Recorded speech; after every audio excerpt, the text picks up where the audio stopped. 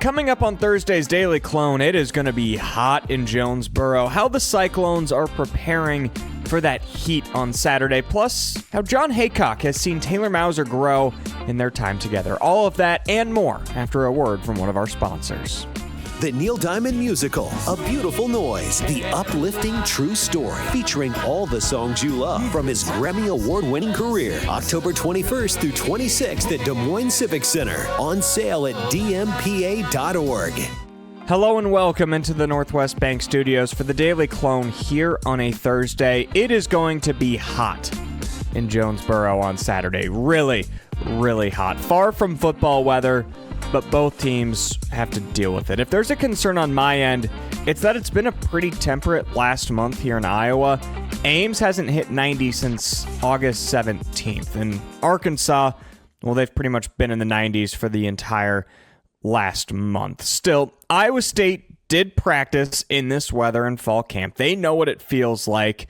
They've prepared for it. They just might not be used to it at this very second. Here's Matt Campbell on preparing for the heat. I mean, it's going to be hot everywhere, not just in Jonesboro, right? I mean, so the reality of it is, I think the last scrimmage we had, it was, at 4 o'clock and 107 degree feels like temperature, and we had 124 reps. So, we've been there, we've had this, we've prepared for this.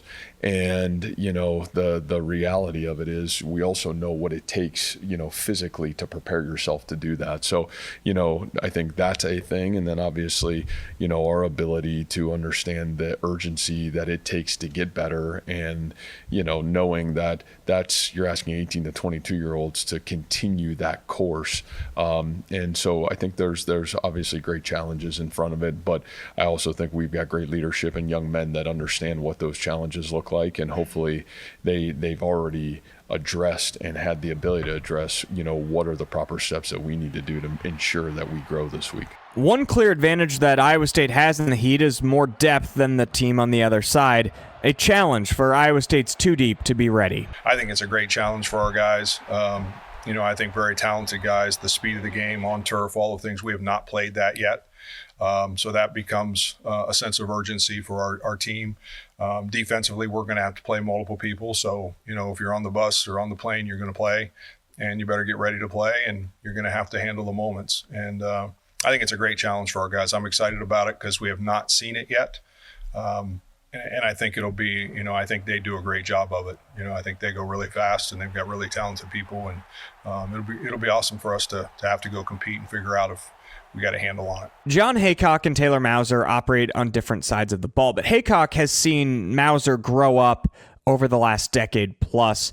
Here's Heacock on how Mouser's journey can be an example for everybody else. We started together at Toledo at the same time. I had come in from Purdue, and Mouse had come in from the streets, I think, wandering around. But, I think the one thing you find in this business, there's guys that are, and Coach says it sometimes, trying to be somebody or trying to do something. And I always felt like Mouse was a guy that was trying to do something. Like he always wanted to be a coach. He was always never afraid of work, never afraid of being assigned something. Nothing was ever too small for him to do. And I've been in this business long enough to know that if that's how you are, if you're humble and hungry, you'll make it. And I think, when Coach was talking about making him the offensive coordinator, I wasn't shocked at all. I think he's earned the right to do that.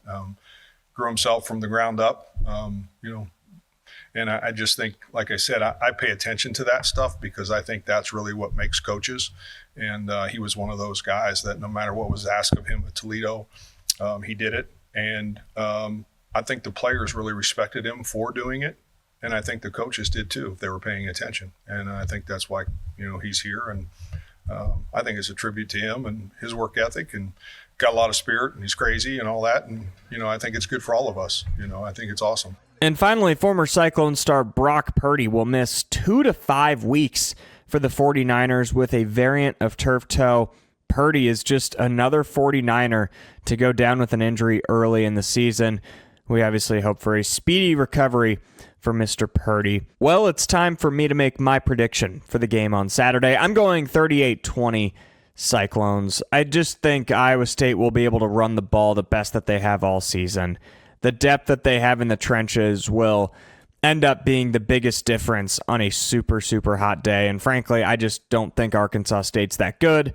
Just don't let them hang around. That's going to be a place that is on fire. You don't get to host many games like that. So go and score 1 or 2 or 3 touchdowns early on and put that game away and get out healthy. Go get healthy during the bye and come back for Big 12 play as it restarts in late September at Jack Trice Stadium. Thank you for supporting the Daily Clone all week long here in the Northwest Bank Studios.